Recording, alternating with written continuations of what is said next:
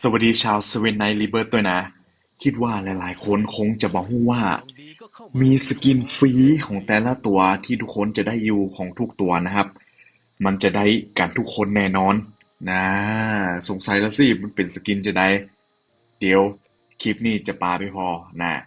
ก็คือสกินฟรีนี่จะมีทุกตัวเลยและทุกคนก็มีสิทธิ์ได้ทุกคนเลยนะครับโดยที่เราไม่ต้องเสียรูบี้บ่เสียอย่างสักอย่างเลยนะครับเงื่อนไข ก็มีเพียงอย่างเดียวก็คืออ่าต้องมีตัวละครแล้วก็เป็นเลเวลเป็นใจเลเวล6เป็น6 ดาวแล้วก็C2นะอ่าถึงจะใจสกินฟรีนี่ได้นะครับเงื่อนไขเขาก็จะมีคำอธิบายบอกเนาะให้อย่างสมมติเรามีตัวละครแต่เป็น6 ดาวแล้วแต่เรายังมาเป็น C2มันก็จะบอกว่า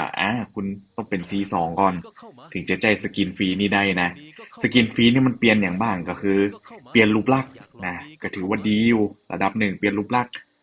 นี่เห็นเนาะ S ก็คือเนี่ยสกินฟรีนี่คือไว้ผมยาวคือแบบเท่จัดเลยนะครับนะส่วนลาเชลก็คือเอาหมวกออกนะครับนะที่เปลี่ยนก็คือเปลี่ยนรูปลักษณ์ก็คือส่วนมากก็จะเปลี่ยนทรงผมนะครับนี่อย่างแทโอนะแทโอนี่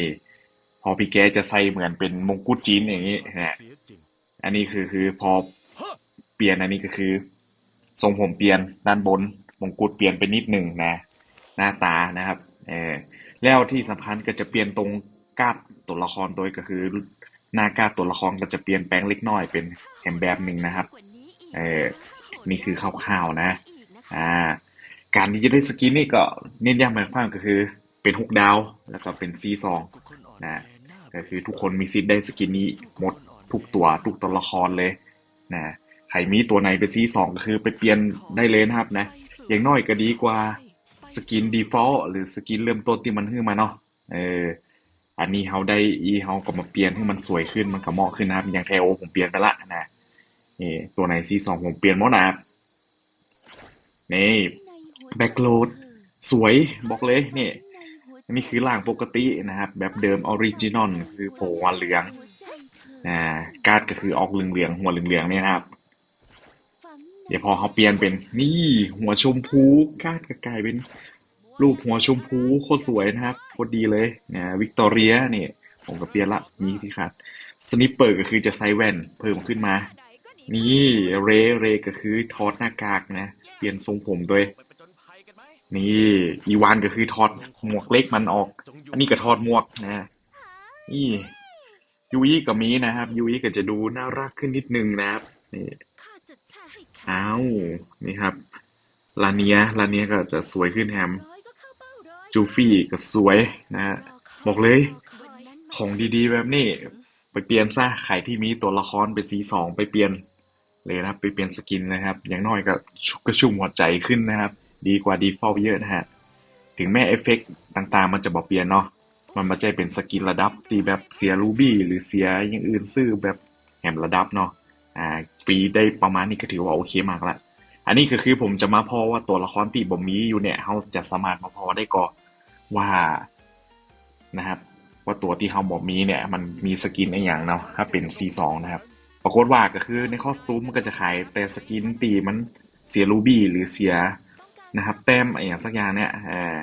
ซึ่งมันประสามารถพอได้พอสมมติภาพมันก็พอมาได้นะมันบัจเจตัวละครที่เขามีมันพอมาได้มันพอได้แค่รูปภาพนะเนี่ยยังรู้ดีนี่ผมยกตัวอย่างมันก็พอได้แค่รูปภาพอันเนาะ มันพออันนี้มาได้ผมก็อยากพอว่าถ้าเกิดเนี่ยมันพอได้แค่รูปภาพก็อยากรู้ว่าถ้าสกินรู้ดีผ่านC2แล้วหน้าตามันจะเป็นจะได้มันก็ไม่ได้เนาะโอเคแล้วก็เกิดเรื่องประหลาดขึ้นมาตืดนี่อันนี้คือตัดมาตอนที่จังหวะโชคดีนะครับผมไปกดซุ่มตัวแบบตัวฟรีเนาะในตู้เลทธรรมดานะบัจจัยตู้แทโอบัจจัยตู้พยักเมคาหรือมิโฮะนี่คือตู้นี้ นะครับนี่ลิสต์ที่มันเลือกก็คือไปกดซุ่มข้างละ1 ตัวกดข้างที่2ออกยอนฮีเฉยเลยโคตรดวงดีแบบดวงดีเกินนะที่ผมมาซุ่ม2 ตัวนี่คือมาทำภารกิจของกิลด์นะเนี่ยกิลด์มันจะมีภารกิจตรงนี้นี่มาซุ่มโอ้โหแล้วก็โคตรโชคดีเลยได้ยอนฮีเนี่ยก็ถือว่าเป็นตัวที่ลงอารีนาได้เป็นอย่างดีแล้วมันมีสถานะตัวอีกก็ เอาไปลงผจญภัยได้นะยิงปั้นให้มันเก่งมันก็จะอันนี้นี่ไหนน้องยอนฮีโอ้โหโคตรดีใจอะบอกเลยไอดีนี่ของแท้นะ10 โลออกแคโอก็มีมาแล้วนะโลเดียวใบเดียวตัวเดียวก็ออกยอนฮีก็มีมาแล้ว